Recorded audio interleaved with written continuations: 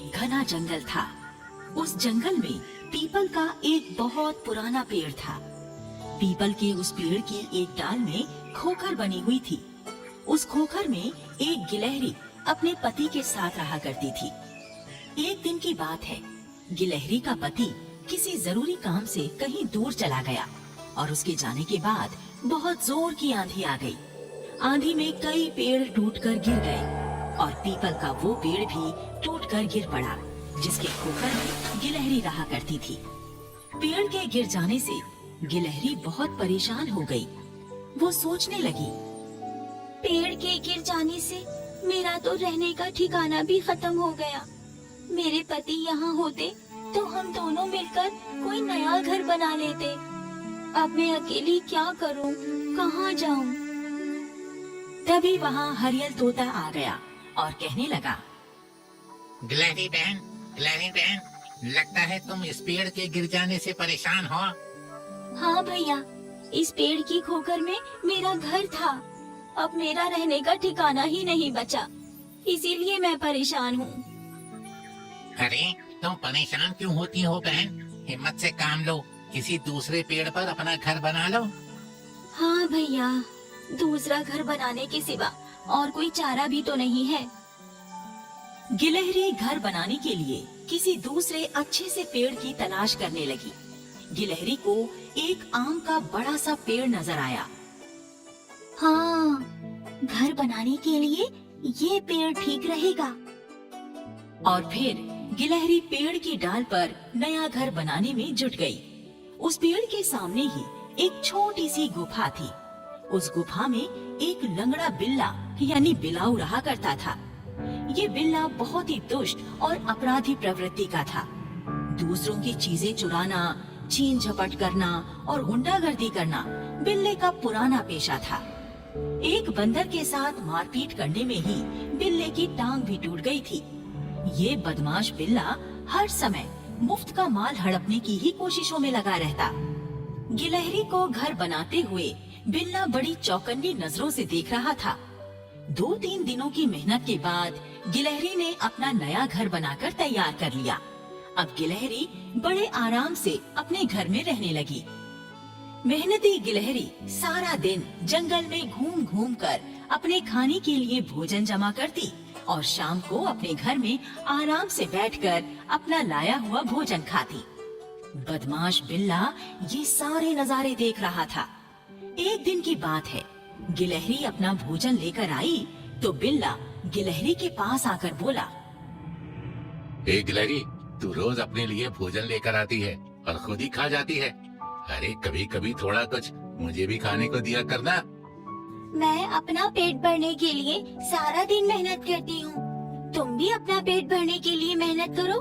मांगकर खाने की क्या जरूरत है? गिलहरी बिल्ले को टका सा जवाब देकर अपने घर में चली गई और बिल्ला गुस्से से छटपटा कर रह गया। इसी तरह 2 हफ्ते गुजर गए और गिलहरी ने 2 बच्चों को जन्म दिया। गिलहरी अपने दोनों बच्चों का बड़े अच्छे से ख्याल रखती और बिल्ला अपनी गुफा के बाहर बैठा हुआ गिलहरी और उसके बच्चों को घूरता रहता। कुछ दिन बीत जाने पर अब गिलहरी के बच्चे थोड़े बड़े हो गए। एक दिन की बात है, गिलहरी अपने बच्चों से कह रही थी, मेरे प्यारे बच्चों, मैं तुम्हारे लिए खाना लाने जा रही हूँ। तुम दोनों घर में ही रहकर मेरे लौटने का इंतजार करना। ठीक है माँ, तुम जाओ, हम घर में ही रहेंगे। ठीक है माँ, तुम जाओ, हम घर में ही रहेंगे।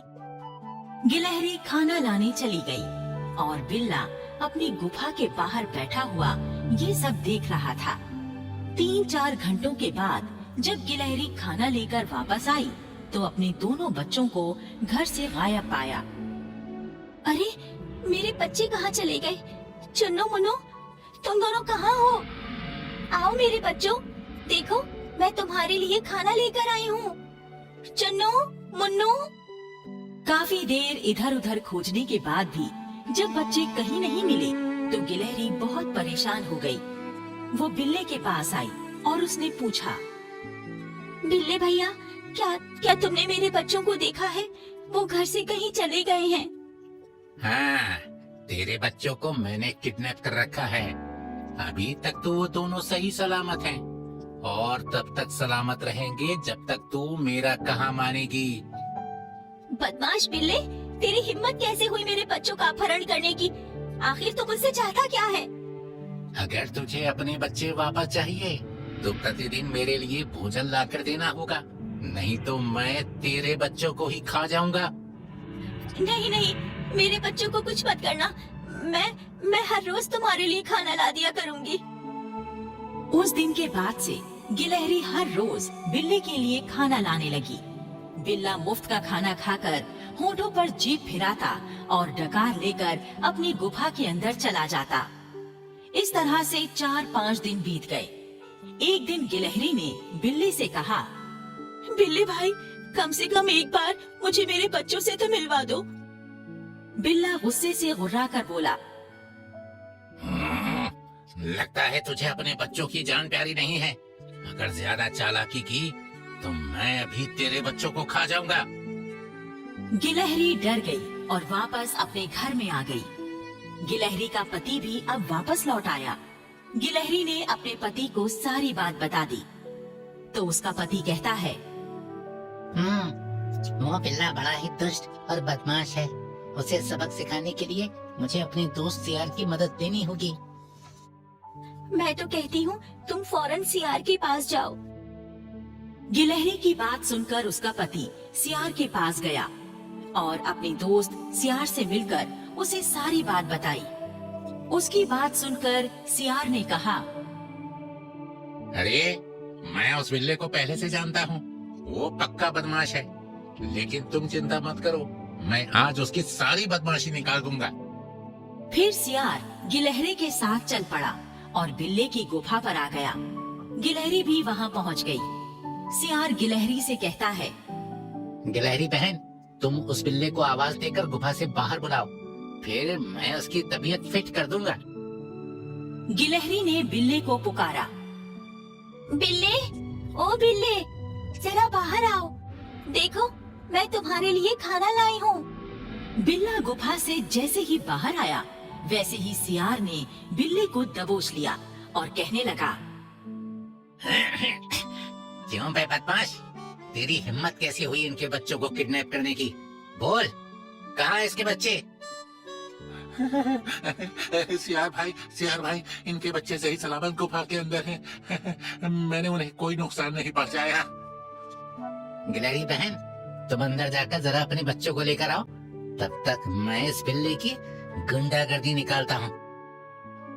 गिलहरी गुफा के अंदर चली गई और सियार बिल्ले की पिटाई करने लगा। सियार बिल्ले को उठा कर जमीन पर पटकने लगा। बिल्ला मार खाकर अधमरा हो गया और हाथ जोड़कर कहने लगा, मुझे माफ कर दो। अब फिर कभी आगे से ऐसी गलती नहीं करूंगा। मुझे माफ कर दो सियार भाई। तभी गुफा के अंदर से गिलहरी अपने दोनों बच्चों को लेकर बाहर आ गई। बिल्ले ने कहा, देखो गिलहरी के बच्चे बिल्कुल ठीक है। सियार भाई, अब तो मुझे छोड़ दो। मुझे छोड़ दो। बिल्ला हिम्मत जुटाकर खड़ा हुआ और लंगड़ाता हुआ चला गया। गिलहरी सियार से बोली, सियार भैया, आपकी मदद से ही मुझे मेरे बच्चे वापस मिल पाए हैं। आपका बहुत बहुत धन्यवाद। अरे बहन, मुझे धन्यवाद देकर शर्मिंदा क्यों करती हो? ये तो मेरा फर्ज था जो मैंने निभाया। अब तुम लोग अपने घर में जाओ और आराम से रहो। गिलहरी का परिवार अपने